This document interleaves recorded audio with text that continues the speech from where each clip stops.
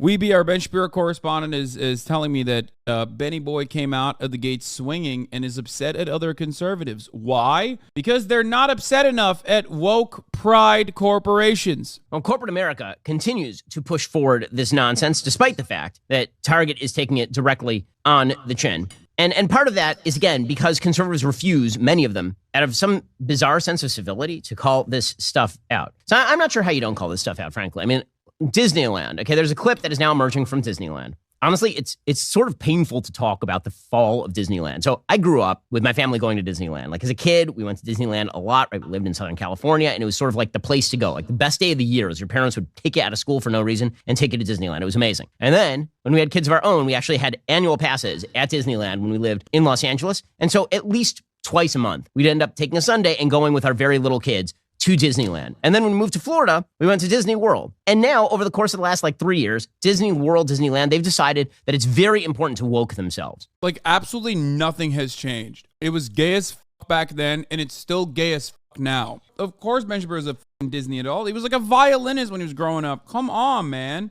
He wanted to be in Hollywood. He grew up in California, Los Angeles, folks. The notion that, like, Disneyland has somehow changed their fucking values and is, like, now gay is so dumb.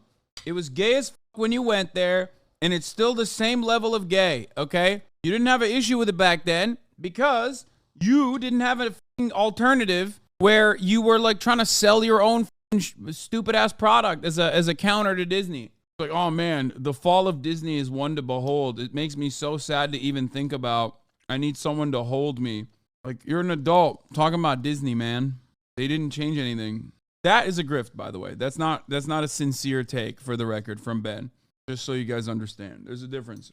Not that it really matters. This clip has now emerged from Disneyland. There's something at Disneyland called Bibbidi Bobbidi Boutique. Bibbidi Bobbidi Boutique is made for small girls. That's what it's for. Okay, so for small girls to go get made up to look like princesses. We did this for my daughter when she was maybe 4 years old. She loved it. It was amazing. Went and bought her a dress, and they do her hair up like a princess, and it's Bro, you're a whole ass adult talking about bibbidi bobbidi, dude. What the fuck are you doing? Oh my God, bro. Being mad about the bibbidi bobbidi shit is so... You are the least serious motherfucker on the planet, dude. It is crazy to me that anyone takes conservatives seriously when they're literally angry about the bibbidi bobbidi boutique. What the fuck is that? I don't even know what that is. Okay, well now, because Disneyland, which used to be a place that actually had a brand, so that brand involved in basically enmeshing you in a fantasy world in which all the people were, if you walk down Main Street in Disneyland, the idea is, well, you were in Main Street, 1920s America, right? Same music, cobblestones, like that. That's what it looked like. And when you went into Fantasyland, the idea was it was all princes and princesses. And yes,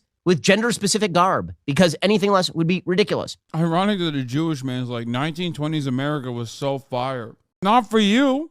What are we talking about? Well, now they've decided that the personal sexual preferences of their employees take precedence over the brand itself, which, by the way, is brand death. It's ridiculous. Now, your individuality has extended to the point where at Disneyland, you can be a man with a mustache wearing a dress in front of small children. So this is tape from Bibbidi Bobbidi Boutique 2023. Folks, it pains me to show this to you. I'm afraid the Bibbidi Bobbidi Boutique has gone woke. I'm sorry.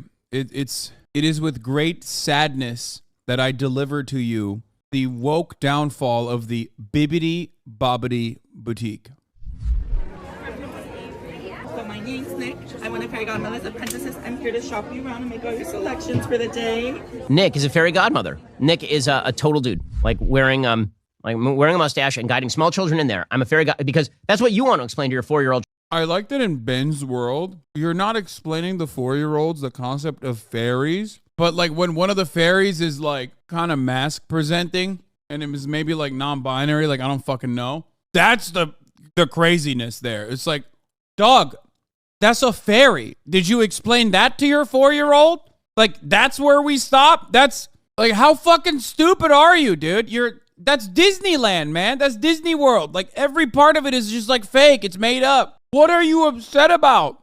And then Disney wonders why they are losing market share. Maybe it's that. Well, conservatives should call this stuff out because it's bad. Ben Shapiro be like, the conservative movement's silence on the Bibbidi Bobbidi Boutique saga is deafening. No, you're right, man. It's really fucked up that like, it's really fucked up at the Bibbidi Bobbidi Boutique. They got fairies that are like, gender fluid or like non-binary. I don't know. I don't fucking know. But they're just like non-gender conforming, okay? Which is really fucked up. They're fairies. It's fake. So I don't mean to single anybody else out in particular here, but there are a couple of examples of this over the weekend. So Philip Klein, who's an editor over at National Review. I enjoy a lot of Philip's work. I think that a lot of the stuff he says is really intelligent. This is not one of them. So the account End Wokeness on Twitter tweeted out pictures from Kohl's. Kohl's, in honor of the holy month of Pride, has put out LGBTQ Pride gear for small babies, like onesies for small babies with the Pride Progress flag on them. And Philip tweeted out, I don't have a problem with this. If somebody wants to dress their baby in a Pride onesie, why should it matter? We're not talking about transitioning minors here. It's just a shirt. Oh my God. A conservative had a normal take? Wow. He's right. Wow. A sane take? Ben's like, I'm offended. You need to be insane. Did you forget what business you're in? Well, it isn't. It is an attempt to indoctrinate in a philosophy of sexual fluidity a small child. That's what it is. It's amazing to me that, like, educating small children, we all take a fair bit of time and thought to figure out how we wish to educate our children. Bro.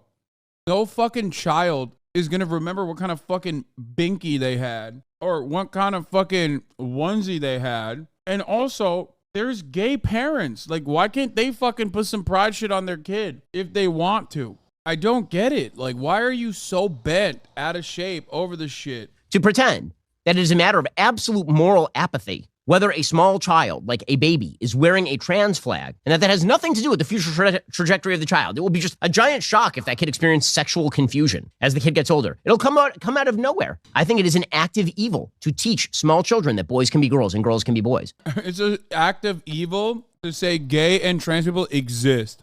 Everybody recognizes this, whatever gear you wear. If your child is wearing a piece of religious iconography, you can presume that the parents are going to teach a religious philosophy to that child. If a child showed up at school wearing a Taliban flag, you can assume something about the parents and what that kid is going to be indoctrinated into. Yeah, they're going to have a based-ass kid, dude. That's metal as fuck. That happens all the time, by the way. Parents are always dressing up their children with the Taliban flag. Like, what are you saying, dude? I do think it's funny that, like, he compares religious iconography to the Taliban flag, which is a fundamentalist group of individuals that are running a nation. And their way of existence is infinitely closer to what Ben wants for America. So I guess that's what he means by that. Corporate America taking advantage of that with the certain knowledge that Republicans are going to be apathetic. That's how they've been able to win for so many years. Well, now Republicans are pushing back, and it's fascinating to see who is deeply uncomfortable with all of this. What are they winning? What are they winning? Like, what is corporate America winning? What's the victory? They're just, like, making sales. What's the victory here?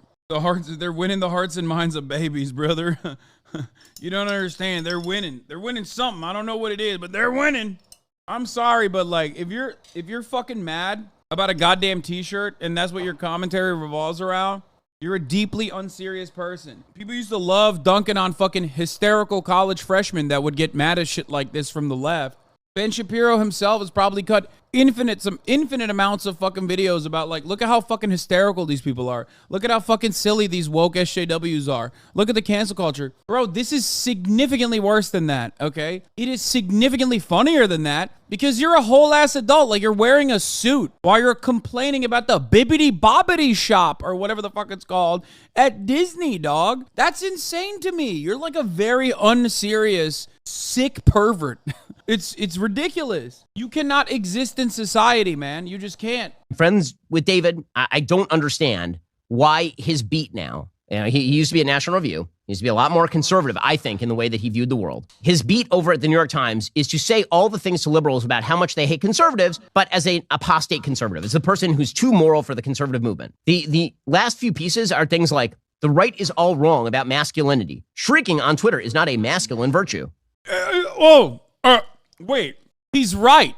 He's literally correct. He's so mad because this dude read him to fucking filth, okay? I say this all the time. You think you're some fucking big masculine alpha dog? You're posting on Twitter. It's the gayest soy thing you can do. Shut the fuck up. You're just as gay as the rest of us, motherfucker. You're not doing some masculine alpha dog shit because you're fucking shrieking about a fucking baby's binky. That's crazy, man. Yo, you know what's alpha dog shit, dude? Back in the day, men used to fucking die in wars. Nowadays, the conservative movement is literally not even doing can't even do a hate crime right. They're just literally like crying about babies' t-shirts and binkies and shit, dude, on Twitter. Wow, so masculine, dude. So mask. E. Jean Carroll wins her suit against Donald Trump for sexual abuse and defamation. Or Tucker Carlson's dark and malign influence over the Christian right.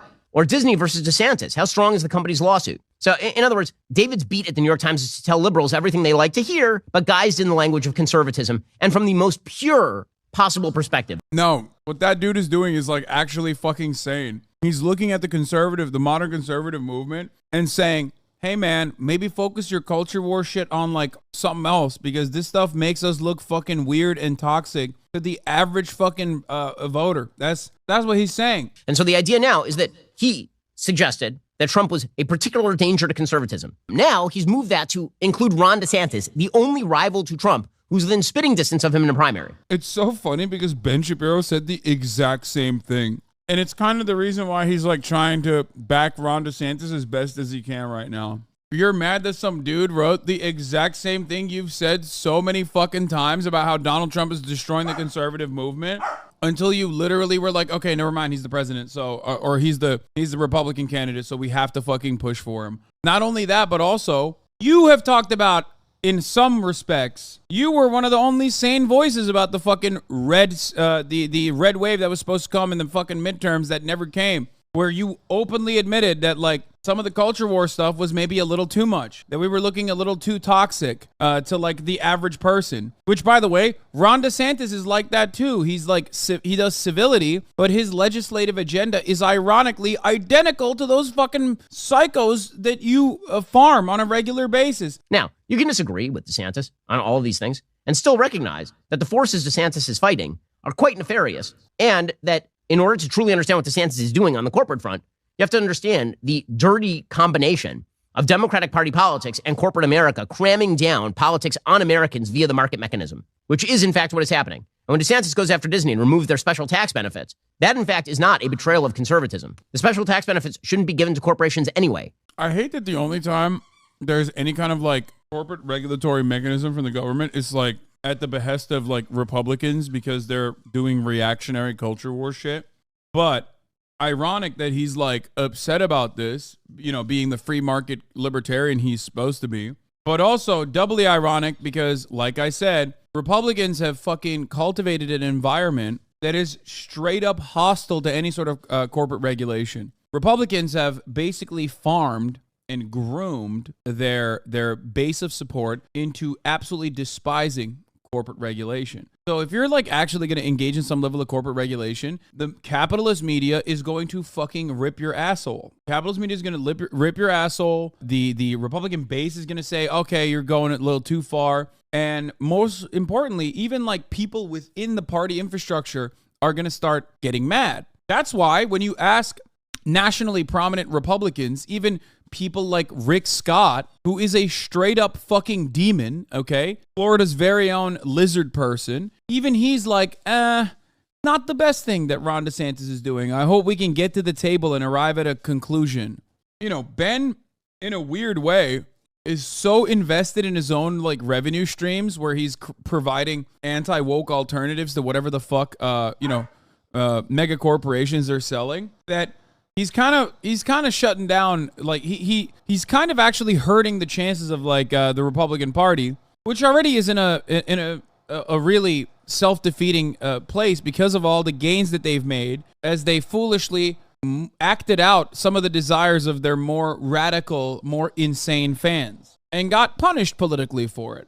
But he says that, again, you have to oppose both Trump and DeSantis. Now, again, this sort of idea that your purism is going to somehow win victories on behalf of a conservative worldview is absolutely beyond me. And this notion that only the purest, only the most pure people can ever represent us on every particular aspect in order for us to achieve utopia, good luck with that, because it isn't going to happen and you're going to lose every battle. I'm willing to bet that dude's article basically revolves around get back to the fucking basics and like focus on things that matter, like cutting taxes, which is also not correct. It's not correct. If I put my fucking, RNC hat on, because sometimes I put on the DNC hat and I talk about what the Democrats should do politically and from a policy front. If I were to put on the RNC hat, I would immediately recognize that the Republican Party is currently fucked. Why are they fucked? Because on the one hand, you have the base, like, that is very mobile and, attends every fucking primary And then you have the general election, the broader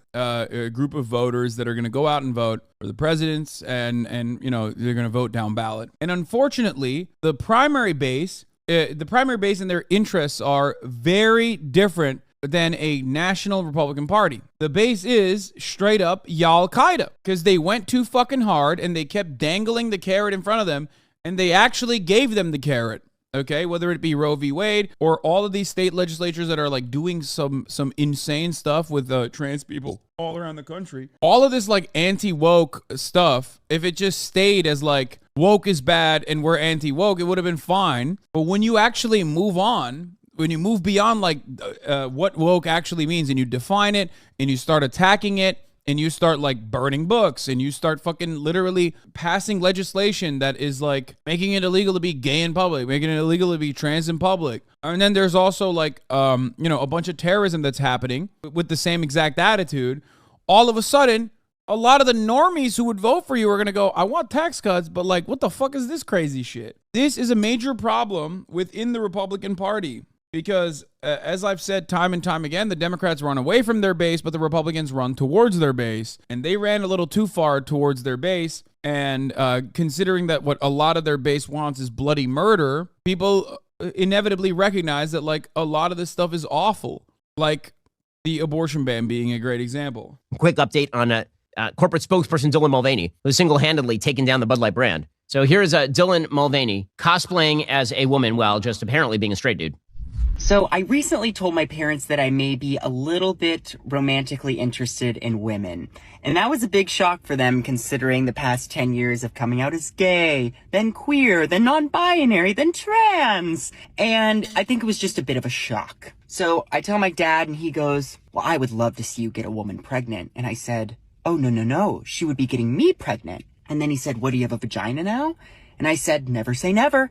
These people are the biggest Dylan Mulvaney fans, dude. I don't want to know anything about Dylan Mulvaney. I do not care about Dylan Mulvaney. I wish her well. I want her to live her fucking life. And all the people that are like, oh, Slay Queen, you're great, whatever. That's awesome. It's just not for me. Here's what a normal person does when they see a TikTok like this. They go, great, I'm happy for her. Not for me. Move on. But Ben is literally like, he's got like interns going, what has Dylan Mulvaney done today? Send him to me right now. I need to make sure that I know every single thing Dylan Mulvaney is doing. Why are you so hyper fixated on one random trans influencer, man? The fuck is wrong with you? You got the noties on. You have the notifications on. You're a hate watcher. Someone in the chat said this video is like 5 months old. She literally has a different face now. Oh my God. Oh my God. Oh my God. That's even worse. Like, bro, these guys are literally doing the same shit my hate watchers do. You know where they have like little folders of like Hasanabi out of context clips that they will like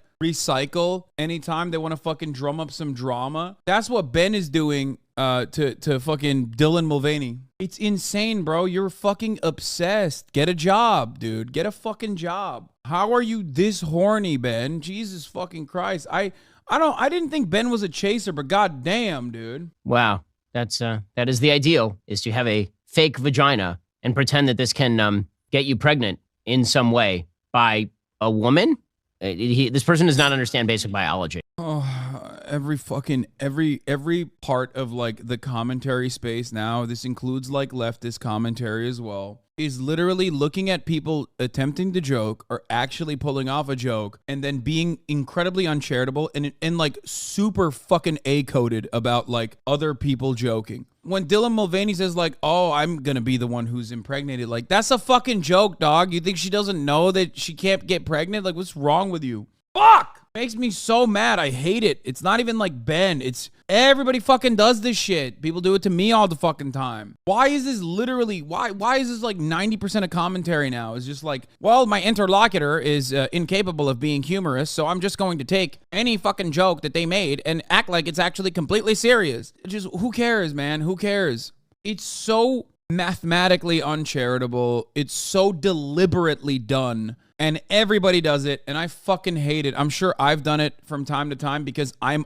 like, I do have the a touch of it. And sometimes I get into this like hyperfixation mode and I don't recognize that someone is joking. But it's like, it's so fucking annoying. You know what I mean? It's like, oh, wow. Like, yeah, dude, this person literally thinks that she's gonna get a fucking, Beyond Meat pussy and then fucking pop a baby out of it. Like, that's what she thinks. What the fuck is wrong with you, okay? That's not how that works. Everybody fucking understands that that's not how that works. She's joking.